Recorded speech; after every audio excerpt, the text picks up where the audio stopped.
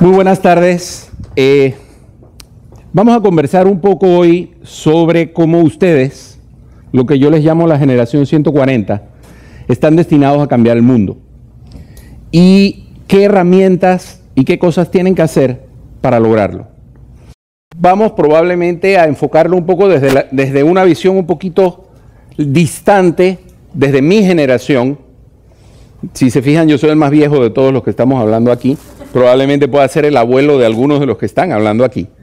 Pero vamos a poner este enfoque y ponerlo en el contexto de qué es una generación. Una generación son un grupo de personas que tienen elementos comunes en su forma de ver el mundo, en su forma de comunicarse, en su forma de percibir los problemas y en su forma de interactuar con los demás. Son elementos comunes de personas que nacen dentro de un periodo de tiempo. Y para efectos prácticos vamos a mencionar tres generaciones. La generación de los baby boomers, que son sus abuelos, en su gran mayoría mis padres, quienes nacieron después de la Segunda Guerra Mundial, la mayor parte de ellos. Nacen después de la Segunda Guerra Mundial en una época muy difícil. Habían muerto 20 millones de personas en el mundo, en su gran mayoría hombres, durante la guerra.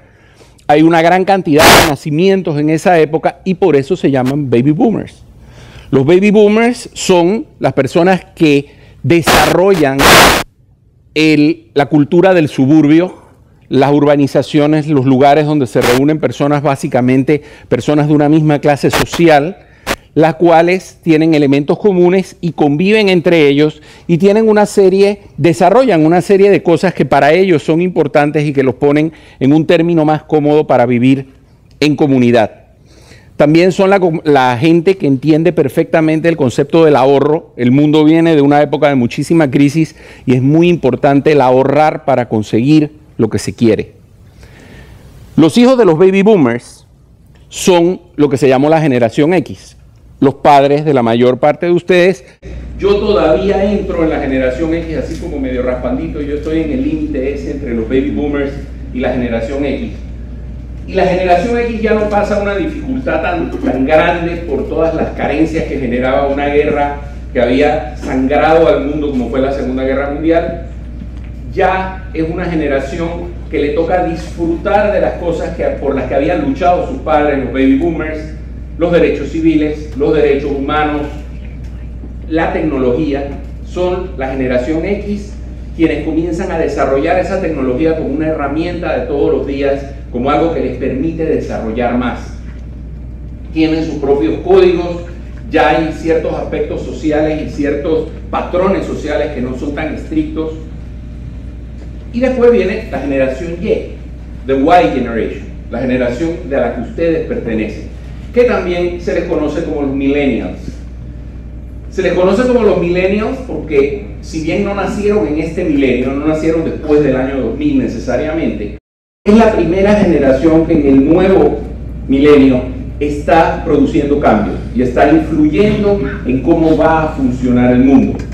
Esos son ustedes, la generación Y. ¿Por qué generación Y? Uno, porque es la que le sigue a la generación X. Esa es la explicación más fácil. Y era la manera más fácil de ponerles un nombre. La segunda es porque dicen que todos ustedes, y esto lo dijo Apple, que todos ustedes tienen un audífono colgado en el cuello y como ven ahí, todos son parte de la Generation Y. Y la tercera también pudiera ser que ustedes son la generación Y. Ustedes tienen acceso a la información de una manera tan fácil que ustedes pueden darse cuenta del por qué pasan las cosas. Puesto en panameño, a ustedes es muy difícil echarles cuenta. Porque si yo les digo algo, ustedes sacan un teléfono, se conectan a Google, buscan qué es, van a Wikipedia y me dicen, oiga, usted está diciendo una mentira. Esto no es cierto. Aquí dice que no es cierto. Ustedes son la primera generación que tiene eso a mano. Y la tercera, que se llama generación Y, por la moda. O sea, de la forma como algunos de ustedes usan los pantalones, es evidente por qué se llama la generación Y. Ahora, todas las generaciones tienen cosas comunes. Todas tienen sus pop culture, su cultura pop, la cultura general. Sus abuelos admiraban a Elvis Presley, nosotros admirábamos a Michael Jackson y ustedes admiran a Justin Bieber, los que lo admiran. Los abuelos escuchaban a los Beatles, nosotros escuchábamos a Queen y ahora ustedes escuchan a One Direction. Ustedes, bueno, los que escuchan a One Direction, por lo menos las muchachas escuchan a One Direction. Las películas, ustedes son la generación de Harry Potter, ¿no? Yo soy de la generación de Star Wars, del Star Wars original. Y sus abuelos son de una cosa que se llamaba los Macaroni Westerns, que eran unas películas de vaqueros hechas por italianos que podían llamarse las Bolognesa Westerns por la cantidad de sangre que había en esa película. Y también los abuelos suspiraban por Marilyn Monroe, nosotros suspirábamos por Farrah Fawcett y ustedes suspiran por Sofía Vergara, lo cual no significa que nosotros no suspiremos también por Sofía Vergara. Eso también es completamente natural. Pero también hay patrones sociales que diferencian a cada una de las generaciones, y esto es un ejemplo. ¿Qué es una comedia? Para sus abuelos, una comedia de televisión, el primer sitcom que hubo fue I Love Lucy. Dos parejas casadas de amigos, matrimonios completamente estables entre ellos, que tenían una serie de situaciones cómicas y, si se quiere, muy inocentes, pero era lo que hacía reír a la gente en esa época. Mi generación se reía con Friends. Ya será mucho más liberal, eran 6 amigos que compartían todo, compartían su casa, 3 hombres, 3 mujeres, compartían sus intereses, hablaban entre ellos de cosas que jamás se les hubiera ocurrido mencionar siquiera a quienes escribían I Love Lucy. Y ustedes se ríen con The Big Bang Theory, otro mundo, el mundo de la tecnología y la ciencia integrado en el day to day, en la vida diaria de todos ustedes. Y después toda generación tuvo su gran evento. El movimiento hippie de los baby boomers tuvo el Woodstock, donde era una oposición a todo, era una oposición al establishment, era oponerse a cómo funcionaba el mundo, oponerse a la guerra, buscar la paz, el amor libre. Eso fue Woodstock. Mi generación tuvo Live Aid. Live Aid fue un movimiento que se creó en todo el mundo por artistas para recoger fondos para acabar con el hambre en África. Fueron una gran cantidad de conciertos en un montón de lugares al mismo tiempo que tenían ese objetivo. Y ustedes tienen esta cosa que se llama Tomorrowland, que hasta ahora es una fiesta.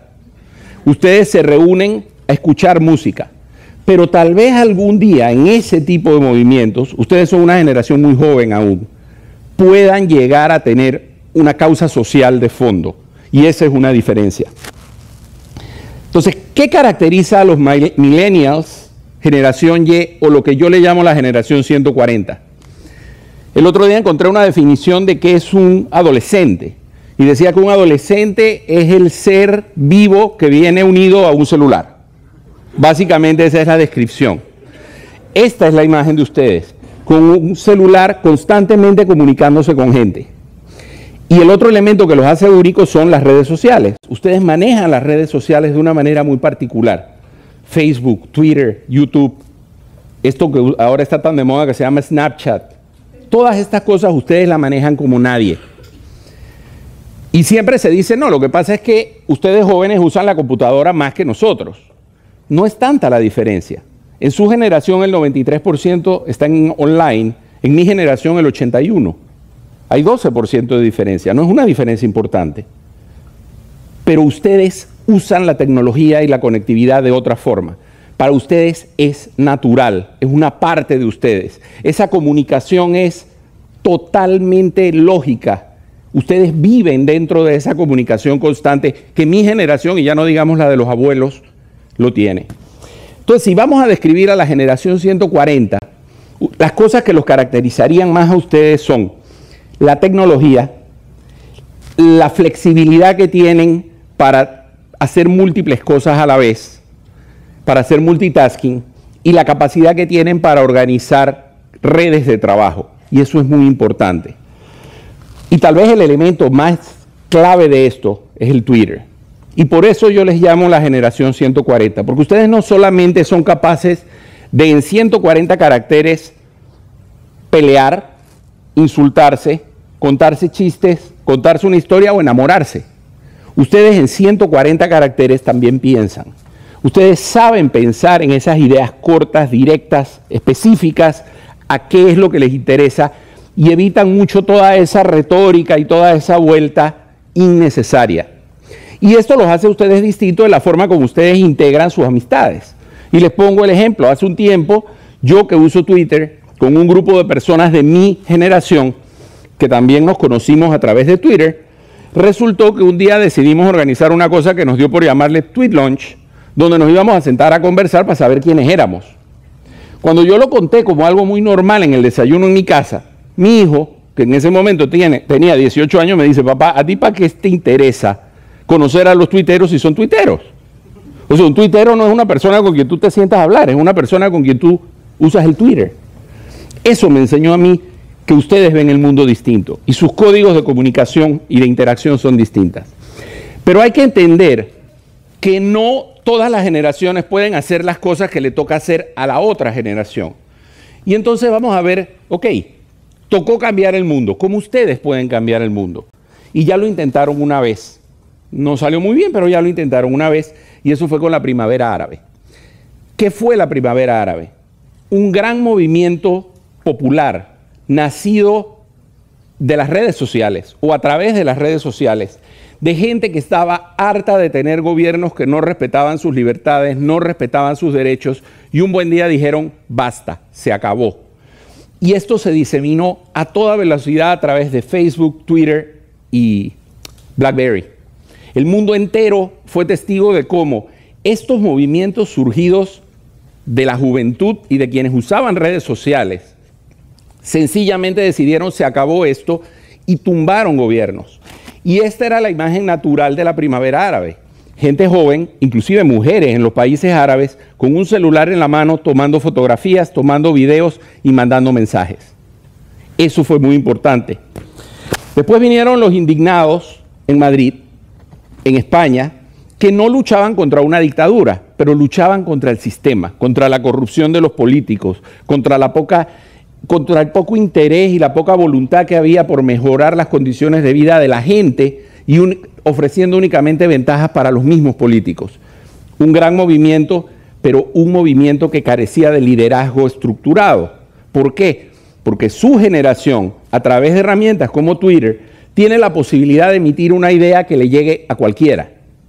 Mi generación jamás soñaría decir algo que el presidente de la República o que Barack Obama se enterara. Hoy día, en Twitter, si ustedes emiten un tweet adecuado y 2 o 3 personas le dan un retweet, de repente Barack Obama está leyendo su opinión, sin intermediarios, su opinión. Eso, nunca nadie había tenido esa capacidad. Y eso que genera, que no necesitan ese liderazgo vertical donde hay que tener un intermediario para llevar el mensaje. El mensaje llega en forma directa. Y eso mismo genera que tengan menos facilidad para buscar un líder que sea el que dirija el movimiento. Todos se sienten empoderados para ellos mismos dirigir sus movimientos.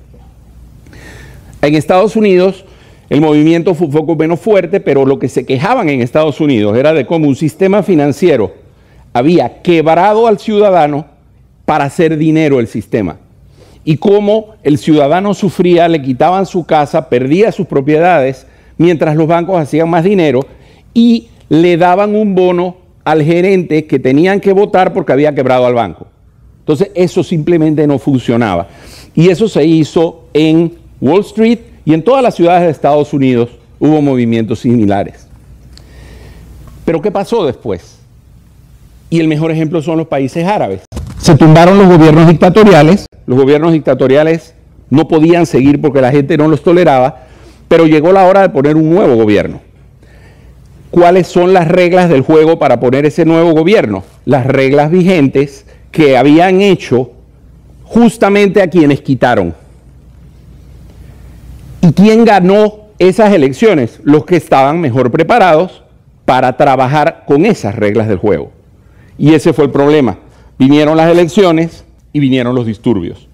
Actualmente varios países árabes están metidos en guerras civiles, producto de un maravilloso movimiento popular que quitó una dictadura, pero no pensó en qué iba a seguir después.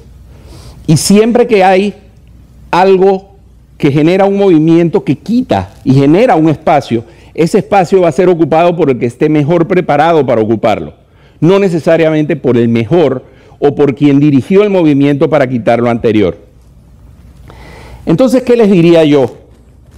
La generación 140, que son ustedes, tienen que cambiar el mundo. Les toca cambiar el mundo y tienen las herramientas para cambiar el mundo. Simplemente los que les falta por entender, tienen que aprender y tienen que prepararse, es que para lograr esos cambios van a tener que hacerlos con las reglas del juego vigentes, que muchas veces son la razón por la que ustedes protestan. Cuando entiendan eso y logren entrar en esa forma de pensar, cambiar el mundo va a ser solo que se lo propongan. Hasta luego y gracias.